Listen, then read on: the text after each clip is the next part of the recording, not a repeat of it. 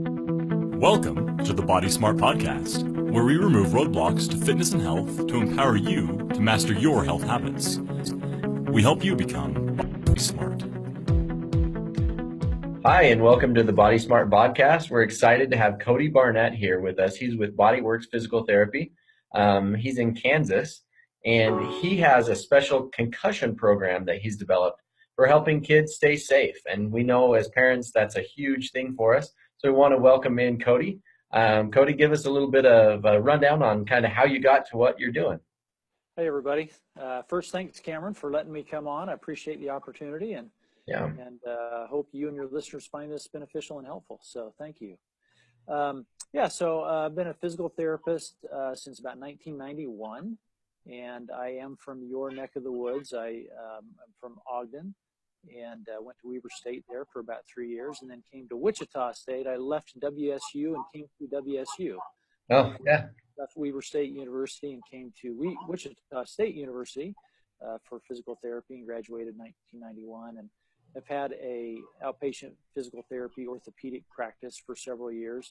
And about 4 or 5 years ago, really wanted to do something about the epidemic of concussions and the bad symptoms that occur from concussions, and that's what prompted us to start doing the research and set up a program. Yeah. Kind of the backstory is as a kid growing up, I was a big Pittsburgh Steelers fan from the 70s, and as you may know, a lot of the early research was from Pittsburgh area. And some of the old Steelers actually, unfortunately, committed suicide. And, these are the guys I grew up watching play sports as a kid. And it just literally broke my heart. I said, I don't want the people in my community to, the kids I see and the people I see to have to deal with this later in life. And I want to keep all my patients healthy and happy and living long, productive lives. So Absolutely. That prompted us to get going on it. And so what brought us to this point basically is we went out and researched and looked at all of the best testing options that are out there and kind of tried to package all of the things that we found that were the best and kind of bring that all together under one roof. And that's what's led us to our concussion testing program that we have. Okay. So when you say concussion testing, do you do like baseline testing with some athletes too to test beforehand even? I know that's becoming a newer thing. Yeah, that's actually huge. So we really do three things. One, we do, as you're talking about, we do the baseline testing. And so baseline test, think of it as kind of like your yearly physical, right? Yeah. And so if we do that baseline test, preferably for kids, let's say we're talking, between 11 and say 22, 23 years old, we really prefer to do that once a year because our brain continues to change up until we're about 23, 24 years old. Right. And so if we have a baseline test, our goal is that we never have to use that information. Right. Absolutely. If I do a baseline test on you, I hope I never have to use the information. But if we do have a baseline test and you should get injured, and we're trying to make decisions as far as going back to school or going back to sports, how do we know that you are recovered or not? And so we look back at that baseline test, and that gives us the information that we need to try to make better decisions on returning to play or just returning to classroom and stuff like that. Mm-hmm. The other thing that we do is post-injury testing. So if you've had an injury, something that has been a blow to the head or you're having concussion-type symptoms, then we do post-injury testing. And then the third part of it is basically the rehab part, which is, let's face it, is really the most important part. So how do we get people to recover faster so that they're not still having headaches, they're not still dizzy, they're able to concentrate, they're able to read, all of those things. So the rehab part of it is really huge. Yeah. And so in a past life, I worked at the University of Utah in our neurological unit, so our outpatient stroke, brain injury, and spinal cord injury unit. And it was always amazing to me by how much a concussion affected so many factors in people's lives, right? And not just, feeling a little off for a while or kind of getting their bell rung like people like to say with sports, but it affects the way they feel, their sensitivity to light, and so many other things for weeks, sometimes years. And so what a great thing to be able to make sure that people are healthy before returning to sport.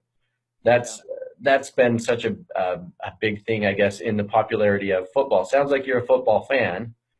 Yeah, so that's a great thing to mention is when I talk about stuff like this, people immediately think I'm anti-football or anti-whatever. It can be farther from the truth. I love sports. I love keeping people mobile and active, and I want people doing sports. And I want my son played several years of football.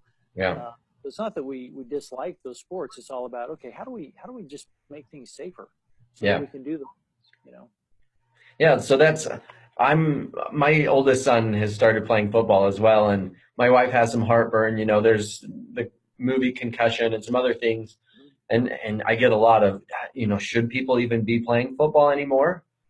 And that's maybe a question for you. It sounds like you're of the opinion that it's still okay. We just have to be safe. Well, here's something for you, Cameron. So in terms of the percentages of people that I treat, I do see a fair number of middle school, high school kids and athletes.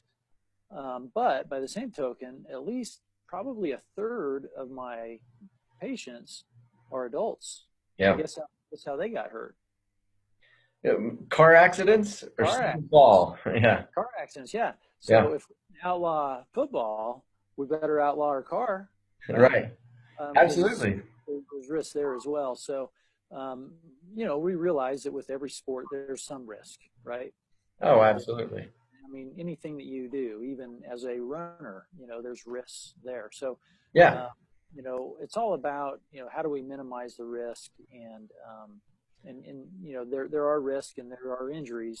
Definitely. How do we minimize those and how do we make things as safe as we can? And yeah, like you said, I think we should be doing that in just about every sport or activity. CrossFit's very popular, but there's some risks there. We should, try to keep people healthy, active, and moving, but make it as safe as possible so that people can still do the things that are fun for them to stay active. Exactly. Yeah, I couldn't agree more. So tell us some of your more notable stories about patient concussions that kind of tell your story a little bit. Sure. Great question there, Cameron. So I'll give you, if you don't mind, I'll give you two stories that are both different, but give some different perspective. One was a young man that I saw recently. He's 13. He had been injured from football about a year and a half before I started seeing him. Wow. And it had a couple of injuries pretty close to each other. And so his mom is actually a physical therapist. And they brought him in, and we did find some deficits in our testing.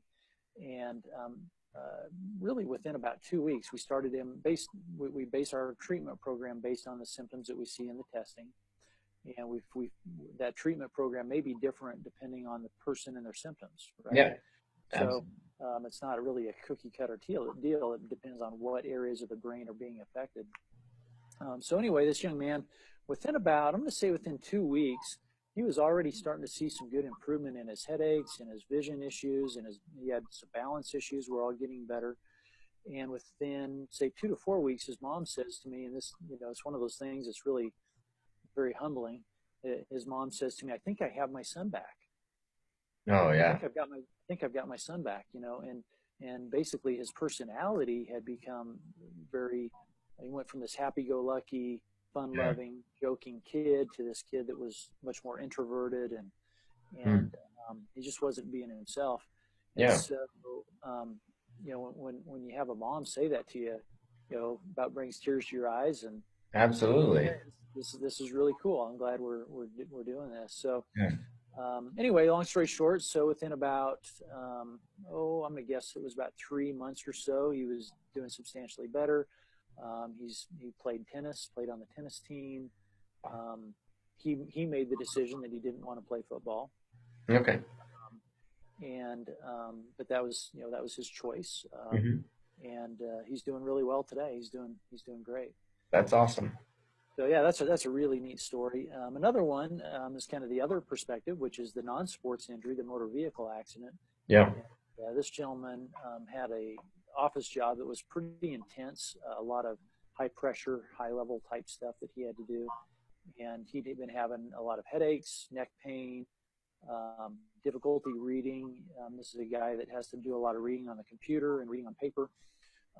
And he basically had just decided that, this is how it's going to be. Yeah. And he's a motivated enough guy that he was just plowing through it, Oh, man. And he's, 45-ish, something like that, maybe. Right. Anyway, long story short, we did a lot of manual therapy, things for his neck, get his neck calmed down. We did some vision things to help his vision. Literally within a month, he's reading his computer. He's doing his projects without headaches. That's huge. He'd been suffering with this for a year. So, it's just really gratifying and really humbling, to be able to help people overcome that. And yeah, pretty neat to see.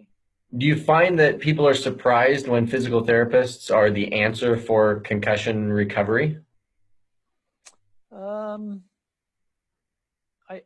I don't think they're surprised that they find that we can help them, but I think it's been a challenge getting the word out there that there's help. Yeah. There's just a lot of people that say, well, I guess I've got to take these drugs for the rest of my life, or I guess I just have to suffer with headaches for the rest of my life. And so the difficult part is just getting the word out. Yeah, definitely. There's something that they can do, that they don't have to live with it. Right. Yeah, exactly. Perfect. I find that with certain things that we do in the clinic, it's like, well, I never knew that I could get help for that. Dizziness or balance issues, things like that.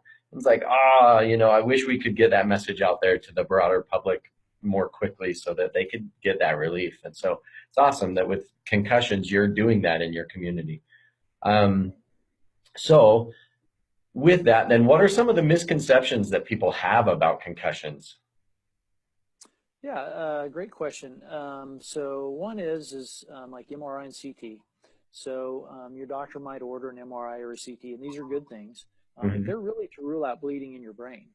Right. There really is no definitive test that you can say, okay, this is a concussion, because we can't see those injured neurons in the brain. You just can't see them. Right. The testing we do is really evaluating the function of how your brain is working. And we can say, yes, you've got concussion symptoms, and we think this is what's going on. But there's really no definitive test, like you take a blood test or anything like that. There are some neat technologies that are on the horizon where we might be able to do that. But at least right now, there's no one test. So like MRI, CT won't really tell you if you've had a concussion. No, yeah. They tell us if we've got some bleeding in our brain. So that's one misconception. Another is people think you have to take a whack to the head to have a concussion.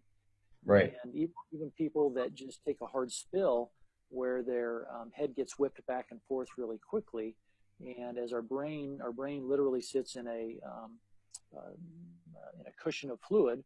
And as our brain gets moved back and forth in that cushion of fluid, you can develop a concussion from the brain just sloshing.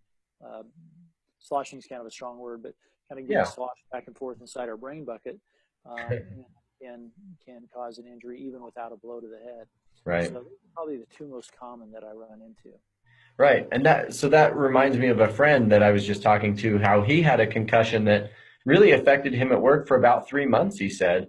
And it was from a water skiing accident, and he didn't feel like his head necessarily got hit.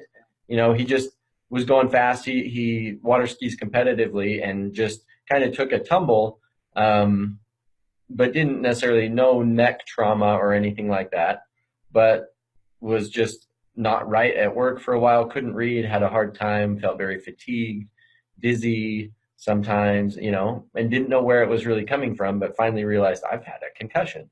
Yeah. And so interesting that's a common misconception, because it definitely, those are all signs and symptoms of concussion that don't necessarily come from a blow to the head. Yeah, absolutely. And, people always make a big deal about football, and certainly footballs are high risk, but, we get all kinds of sports. I've had swimmers get kicked in the head at a swim meet. We've had people water ski. I've had water skiers. Mm-hmm. Obviously we talked about the car accidents, but there's it's just a myriad of ways that people get injured. cyclists, gymnasts, all kinds of things. Yeah. Anything where you're being active, you have a risk of falling and Yep. jarring something or hitting your head. So as a parent, that it's kind of that nervous thing of, uh-oh, my kids just had a concussion. I have a family of 4 boys, and so we've had a couple. Yeah. Usually some horseplay involved with that. Just kids being young boys.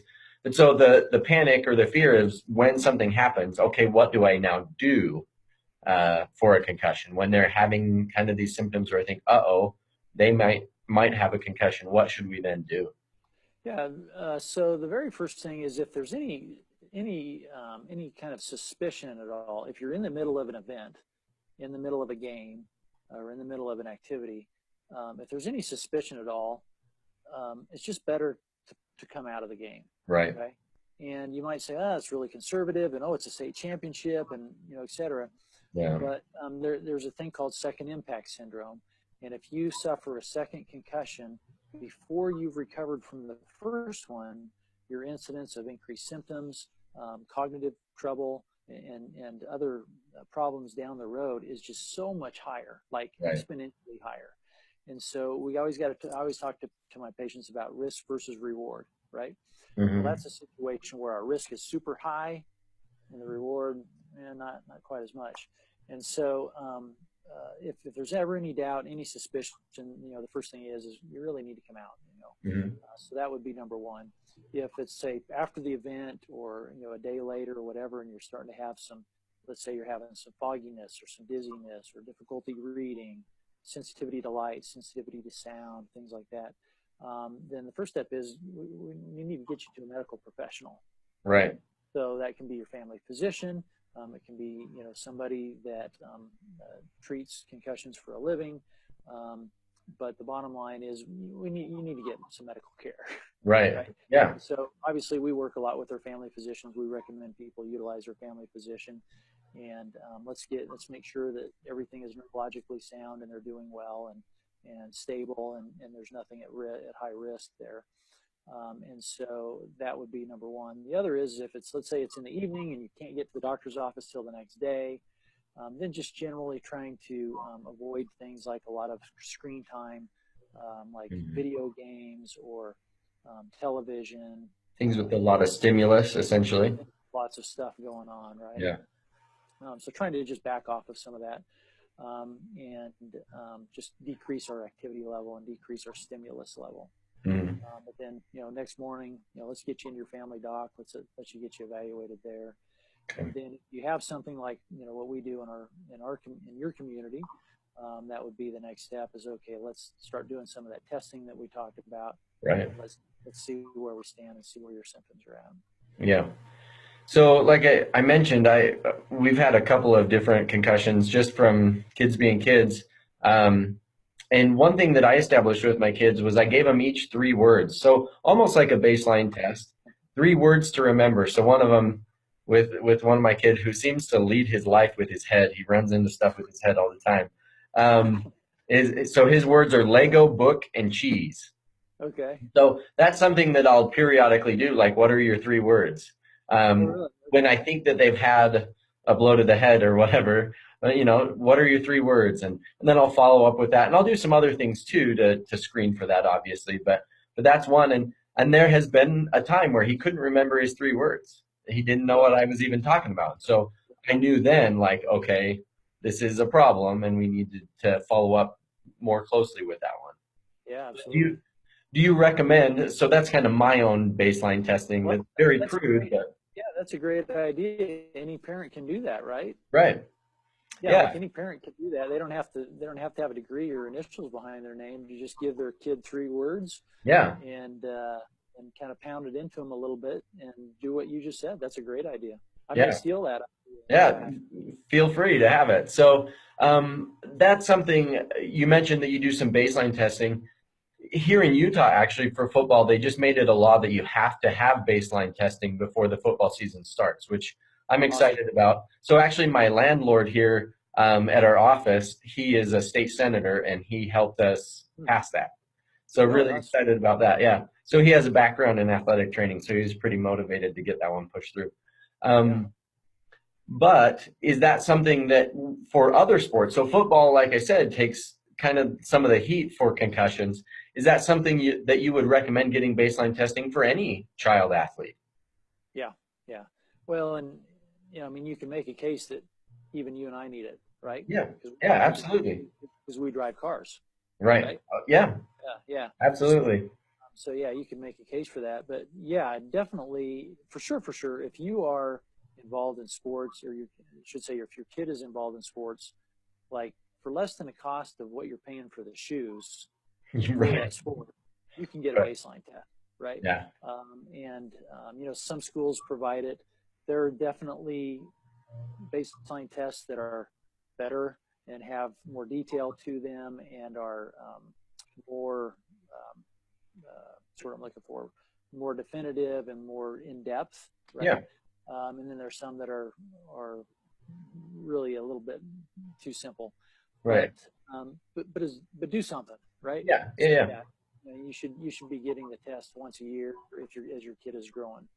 And so for anybody that's your kids are going into that, it's like getting your yearly physical. Just get it done. Yeah. Yeah, and it's an important thing to do. If you have it done, then you have that peace of mind of knowing like we can intervene more quickly and be more sure of what we're doing because we have this done. Exactly. Yeah, so that's great. What are then some of the types of things that you do to help kids that have had a concussion? You mentioned a couple of things, but kind of what's the normal protocol for somebody that comes in with a concussion? Yeah, so when we test, we test several areas of our brain. If you think about it, think of everything our brain does, like literally millions of things, right? So it helps us think, it helps us read, it helps us balance, it helps us process data and information that comes in. And so when we do our testing, we try to test our brain from different angles to try to identify what areas might be affected. The two stories I gave you earlier both had different areas. They both had the concussion, but they were both being affected in different places and different activities, different areas.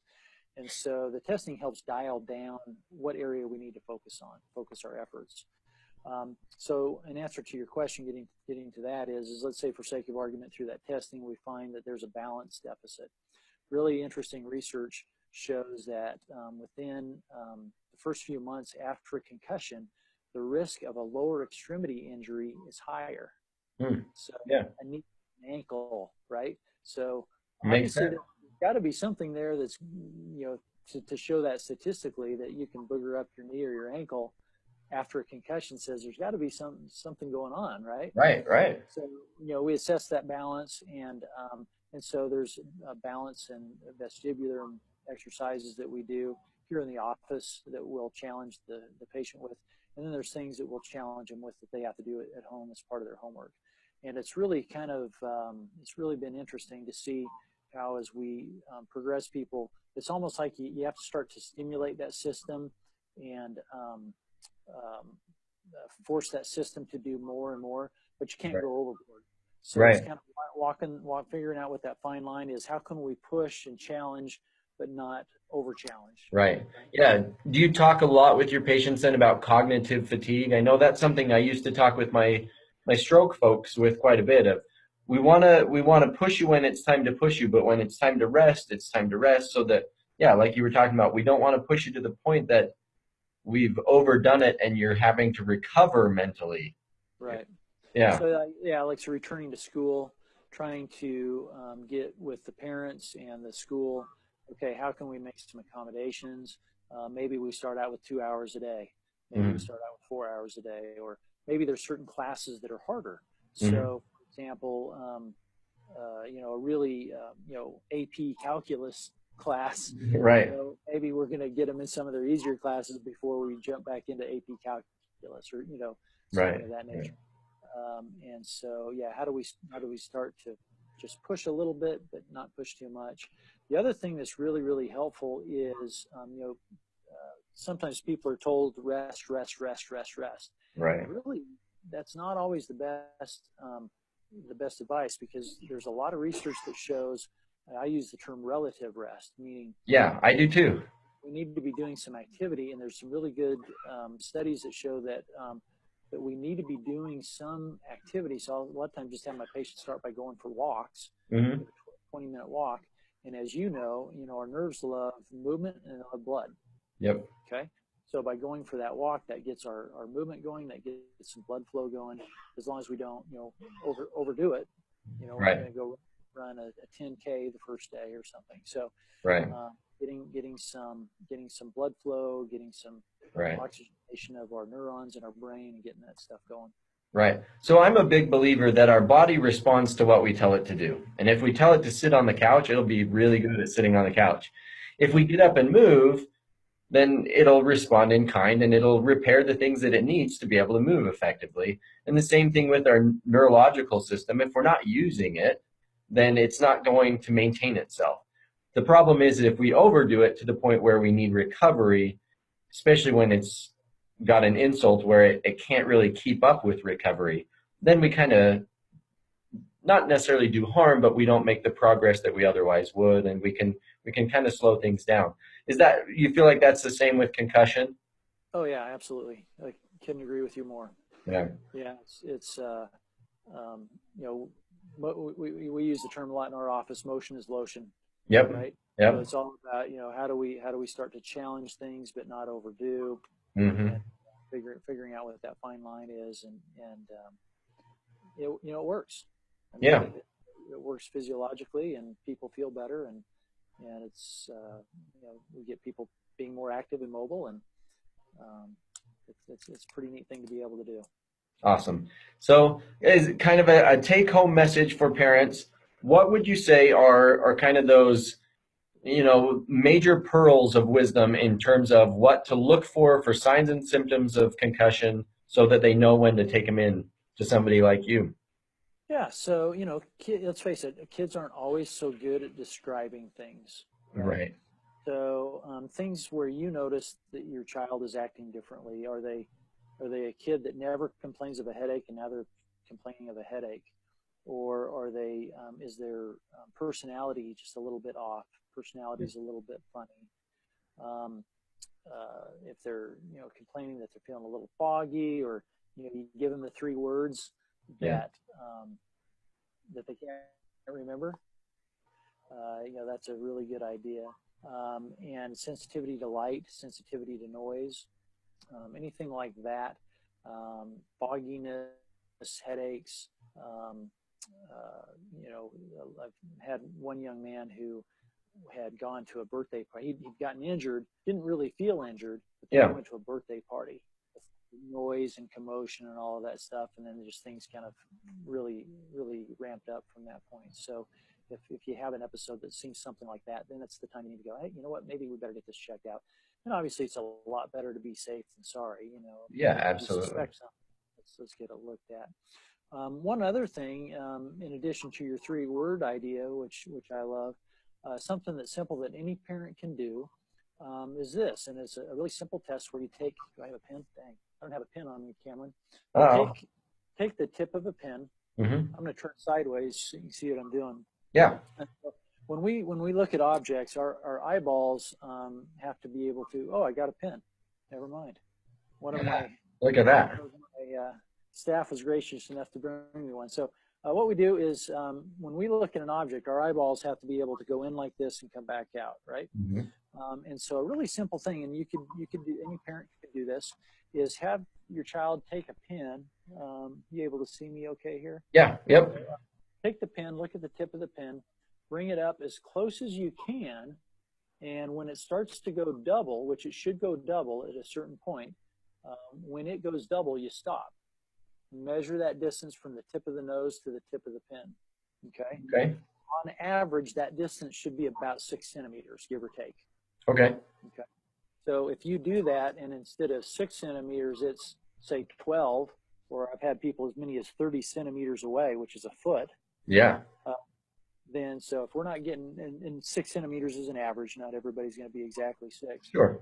You should be able to get this up to about 6 centimeters when it goes double. Okay. And for anybody watching today, just after the video is done, test that theory out and see what yours is. Yeah. But something very simple. It's not a foolproof test, but it's one of the tests that we use, and it's really simple to do, and it's easy to do in your house and requires no equipment. Yeah. That's a good kind of baseline to have with your kid. Like, where are they at normally? Because they might have vision problems or other things that kind of impact that. But yeah, that's a good baseline to have, that you can say, okay, just had a fall playing basketball or whatever, caught an elbow. Where are they at? Yep. And so, yeah, that's awesome. I love having things like that we can use to give parents. What other resources then would you recommend for parents that are concerned about concussions or that suspect their kids might have a concussion? Are there online resources or things people can check out that are credible resources, not just Wikipedia? Yeah, absolutely. So our website we've got a lot of information on there, is kansasconcussion.com. Okay. So that's one place. From that website, we've got some podcasts on there as well. Awesome. That we talk about a lot of the stuff that you and I have just been chatting about. And then we've also got some YouTube videos that are linked to from there that talk about that. So that's a good play. That's a good resource. There's a couple of companies that that provide resources for health professionals, but that they have articles and links for parents to go to. Oh, awesome. And so that would be, you can't do your test, you'd have to go through a health professional to get your testing done at these places I'm going to tell you about, but they have good scientific data and good knowledgeable data. And one of those is called it's called Concussion Vital Signs, concussionvitalsigns.com. Okay. Got some good stuff on there. Awesome. And the other one is called Impact, IMPACT. And so both of those are companies that we work with that do neurocognitive testing. Yeah. And they've got a lot of good stuff on there for parents. Awesome. Those are great resources. Hopefully we'll put a link in there somewhere, maybe in the comments below or whatever, to those resources and to your website and everything. Because I saw your podcast or your podcast there on your website as well. A lot of great stuff about concussions. So yeah, exciting stuff. Definitely glad that you're doing that, helping parents out there in your area, and that we can kind of share this with parents here in Utah at the other WSU, right? That's right. So really excited though that you're doing this. It's so fun to hear what other people are doing across the country to help families and help people be safer and more healthy. Sounds like you do a lot of other stuff with physical therapy as well to keep people moving and active and healthy. So absolutely. Awesome. That's what we need to do. Yep. Well, it's been wonderful talking with you. This is Cody Barnett with Bodyworks Physical Therapy in Kansas, and Cameron Garber with Body Smart. Thanks so much for joining us, and we'll see you later. All right. Thanks, everybody. Thanks for listening to the Body Smart podcast. Join us in the Body Smart community on Facebook to share your successes or ask a question for our next episode. Now get out there and take the next step toward living your active lifestyle.